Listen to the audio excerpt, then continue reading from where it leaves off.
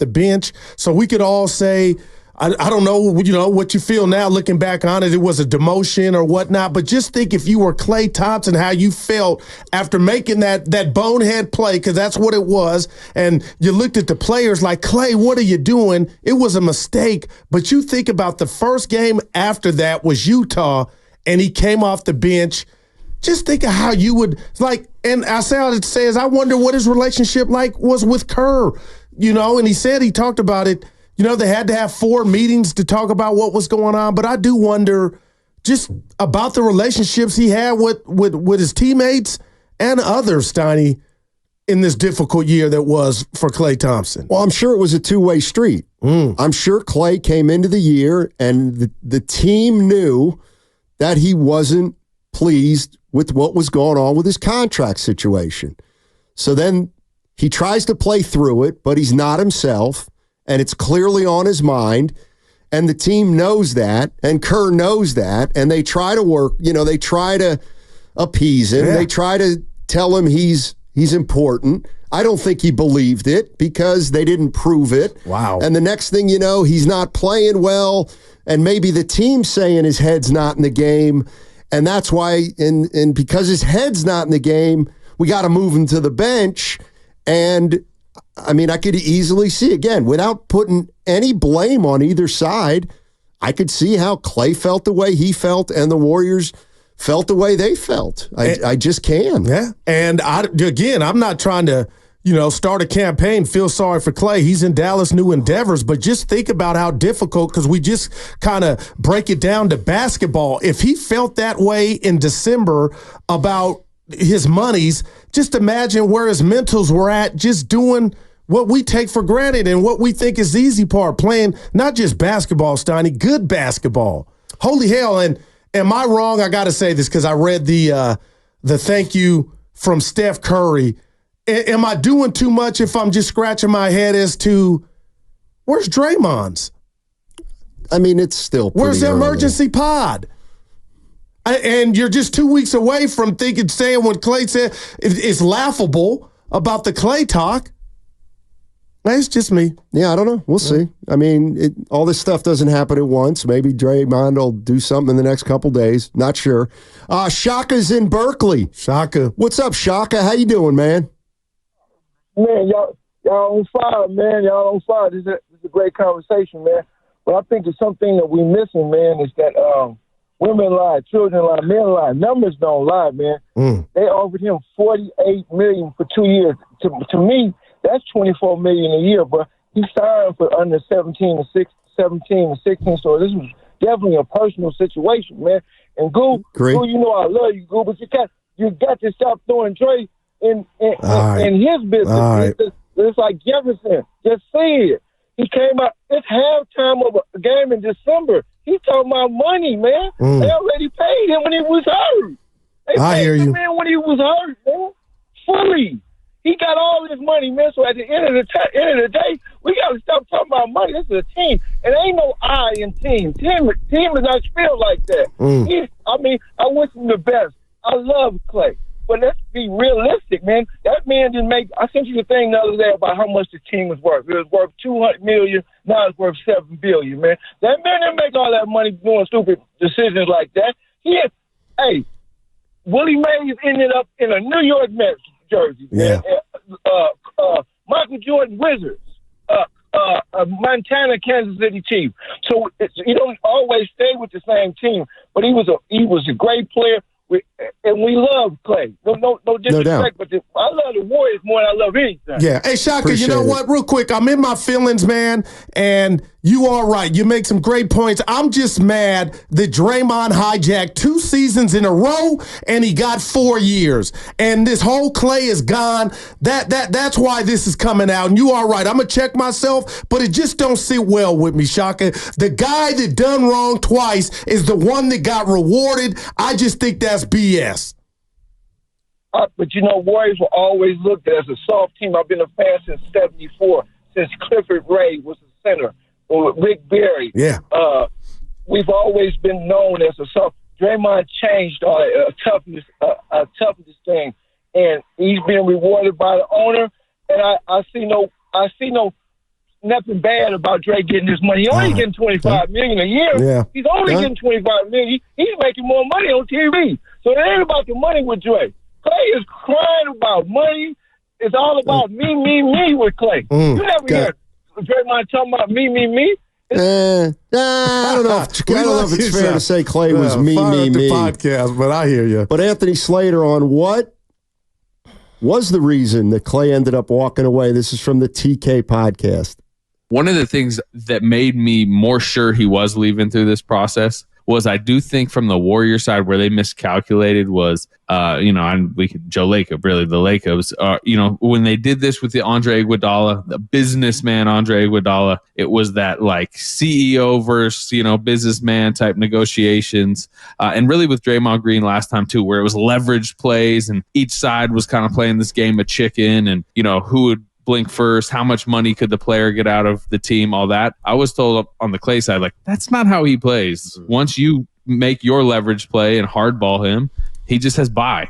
And I know even when I put out the story that like, hey, this is going in a really bad direction, I think people were like, oh, this is Klay trying to make the Warriors up their offer. And it was like, no, like he's just decided it's over. Yeah. He's not trying to play this game. He's looking for a new home. And, the truth is 2 steps back. I think we can both understand why the Warriors would not want to pay him a certain amount of money and prioritize other stuff. But it snowballed to this moment where Klay Thompson is just walking away. That's Anthony Slater on the TK podcast. Yeah. Can totally see it all. Yeah. I mean, without any judgment on what should have happened, what shouldn't have happened, what Klay did, what the Warriors did, can easily see how this whole thing transpired over the course of a year. Yeah, and Steiny, maybe more than a year. You know what I mean? Maybe. Yeah, you talk about Jordan Poole, watching him grow and possibly be his replacement, but he got rewarded, and so did Wiggins. So I'm fixated on Dre, but Dre was just another example, and everybody got their funds, but Klay Thompson. Dave is in Los Altos. Hey, Dave, how you doing, man? Hey, I'm doing great. Thanks for taking my call. Love the discussion. Love you guys. You guys bring great analysis to the game of basketball. So thanks for that, and thanks. So, with all due respect to all the callers and all the commentators, I'm really tired of hearing all this crying about Klay. I loves me some Klay. I loves me some Rocco. I loves me all that Instagram on the boat. I love Klay. I mean, I have more clothes with number 11 than I do have number 30. But let's do the math. He stunk it up the Lakers playoff. He stunk up the play-in game, 0-10. He had slow starts in the 22 season, 23 season, beginning of those years, And he's in the 40s, 30s, 40s somewhere in terms of 3 percentiles. There's like 30 or 40 people that had better percentiles than threes. Warriors need 3 things. They've needed it for the last 2 years. They need a rim protector. They need somebody that can consistently go downhill. And they need a number 2 scorer behind Curry. And that was his job. And he's not getting it done. So let's just look at Klay on that last game in Sacramento. He was done. He was not happy. He said on the Draymond show he needed to focus on his mental health. Right. And Klay and Draymond and everybody in the organization wants him to be happy. And in his mind, he could not be happy given how he was playing, given the respect that he felt he needed. And everybody just wants him to be happy. If he wanted money, he could have gone to the Lakers. If he wanted to go home and be in LA, he could have gone to the Lakers. Let's just let Klay be happy and just quit judging him. Appreciate it, Dave. And I hear what you're saying. The only thing is this. Tell me. This is the day to do it. Klay Thompson's been here 13 years. He's part of the Big Three. 4 titles. One of the greatest players in franchise history. This team will never be the same without him. They just won't. Yeah. Even if they're better next year, it's going to be different without Klay. So I'm sorry, but if ever there's a day to talk about Klay Thompson and everything he meant and what came down in the last year and how it ended the way it's ended, we got to talk about it. Yeah, one of the most revered athletes of my time here in the Bay Area, Steiny. That's over decades. I mean, you talk about a fan favorite and a badass to go along with it. Klay Thompson's at the top. No doubt about it. No doubt about it. Greg's in San Mateo. Hey, Greg, how you doing, man? What do you got for us? Hey, guys, I'm doing good. How about yourself? Hey. Doing well.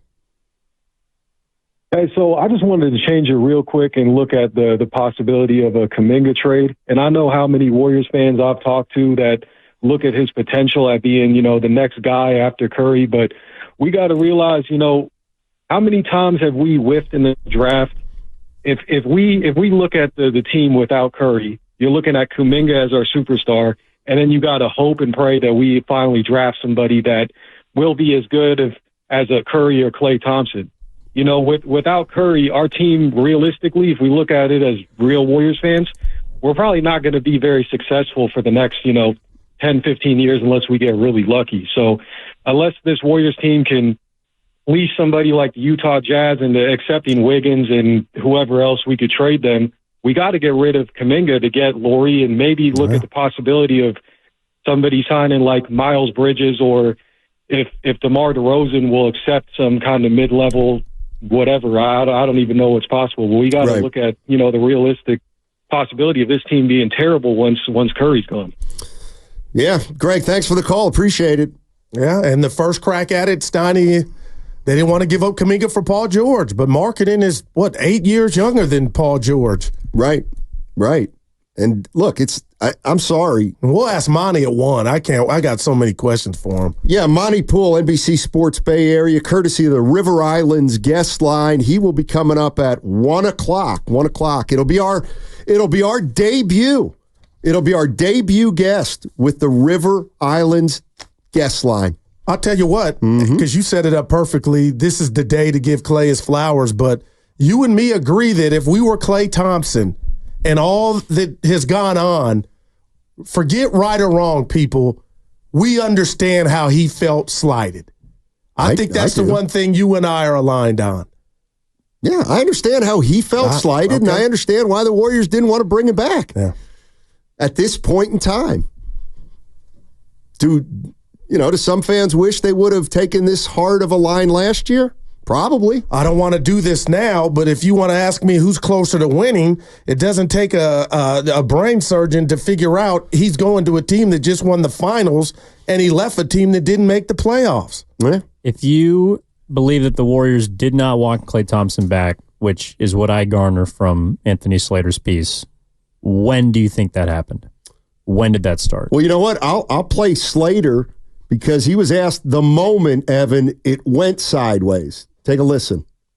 At the end of the day, it's contract numbers, contract length. I mean, I think that's what ultimately, pushed him out the door. And I would say the lack of communication and full-throated effort to, you mentioned prioritization. That is, the right word, the one we've been talking about. But, he was kind of put on the back burner, which again, I think we all understand the cold-hearted business perspective to it, but kind of understand Klay's perspective too, right? I mean, considering who he is, what he's been, how others were rewarded in recent years, I do think the timing of this all played against him. The fact of when he was up for free agency and the moment in the franchise this summer as they're kind of pivoting and resetting, whereas Draymond being up last summer got him paid. Poole and Wiggins, I think, were very fortunate to be up right after the title. They got 4-year deals, so there's just so much at play.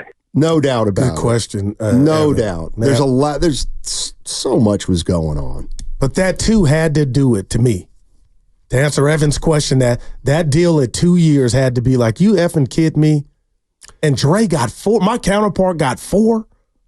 Yeah, I don't know how much Draymond's contract mattered, but Slater lumped all the contracts together. Wiggins, Poole, and Draymond Green.